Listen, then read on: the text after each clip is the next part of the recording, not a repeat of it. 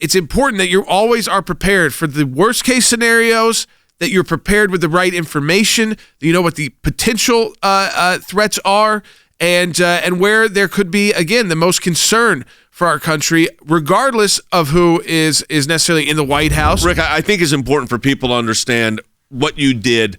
What does a DNI, Director of National Intelligence, do? We are looking at intelligence and trying to figure out what the truth is. We get a lot of information, a lot of raw intelligence that is coming in, and we're trying to assess what the truth is. And that's, I think, the most important thing, is to have a U.S. government that pushes truth, that pushes facts, and sometimes those are difficult, and sometimes that requires all of us to push the government to be more transparent. So many on the left are afraid to call China a threat, or you're xenophobic if you call China a threat. China is a crisis for the United States.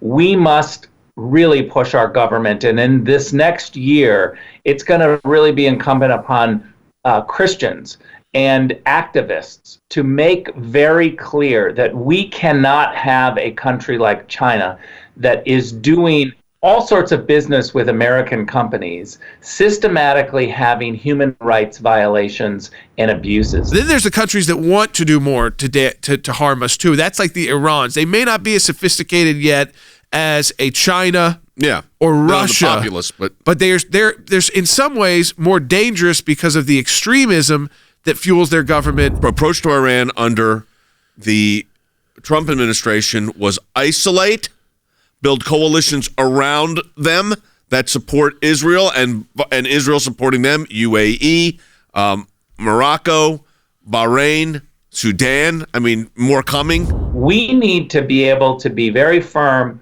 about forming alliances around our policy, not letting others water down our policy. And that's where we're going with Iran, is that the Europeans want engagement. They want to be able to say, if we just engage a little more with Iran and maybe do some trading, that the regime and the mullahs will just suddenly see the light of day, and they will start moving towards the rule of law, capitalism, and greater forms of democracy. Those world leaders, they love when America gets distracted by a phony dossier about Russia. It was so stark and so maddening to see a false push publicly and then under oath a completely different story, that's when I started in on saying, well, let's just declassify this. Let's show the American public what these individuals here in Washington, D.C. are saying when they are under oath. How much of a problem is the intel, we file a FOIA and it gets, information gets classified, or sources and methods, things like that. Rick, that how much of it is the bureaucracy covering up mistakes? Is there a lot of that going on? Washington protects itself. It's the whole idea of a swamp. We make fun of it, and it's a funny name, but it's actually intellectually accurate, where a swamp doesn't get outside fresh water coming in. It has all stale water, and there's no fresh ideas. There's no new water coming in, and so it becomes really stinky, swampy, and if you're part of it, you become stinky and swampy.